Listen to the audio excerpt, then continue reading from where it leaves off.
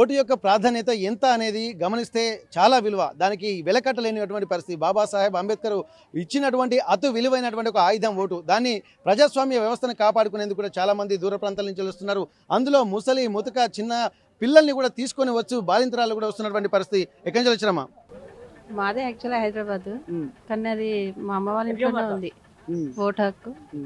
అందుకే యూజ్ చేసుకుందామని వచ్చింది. Okay okay. ఇంత చలిలో చిన్న పిల్లని పట్టుకొని వచ్చిండ్రు. నిజంగా మీకు ఆ ఓటు మీద ఎంత రెస్పాన్సిబిలిటీ తీసుకుంటున్నారు మీరు? అంటే ఏదైనా కానీ విలేజ్ డెవలప్మెంట్ కోసమే కదా. సో గెలిచిన వాళ్ళైనా కానీ అన్ని విలేజ్లో ఏమేమి ప్రాబ్లమ్స్ ఉన్నాయో చూసి గెలిచామనే హ్యాపీనెస్ కాకుండా అంటే ముందు ఏంటంటే మేనిఫెస్టో లేదు ఫస్ట్ ఆఫ్ ఆల్. ఇక్కడ మేనిఫెస్టో వాళ్ళది ఏంటో ఒకసారి లిస్ట్ అవుట్ చేసుకొని అన్ని ప్రాపర్గా 5 yearsలో కంప్లీట్ చేసి. ఓకే. అంటే ఇప్పుడు ఎవరికైనా కన్ఫ్యూజన్లో ఉన్నారు, అంటే చదువుకున్నటువంటి వాళ్ళు కూడా ఏంటంటే మేనిఫెస్టో లేకపోవడం వల్ల నిజంగా డెవలప్మెంట్ ఎవరు ఎమ్మెల్యే వాళ్ళైతే ఒక మేనిఫెస్టో రిలీజ్ చేస్తారు. నేను ఇక్కడ అబ్జర్వ్ చేసింది ఏంటంటే మేనిఫెస్టో లేదు ఫస్ట్ ఆఫ్ ఆల్.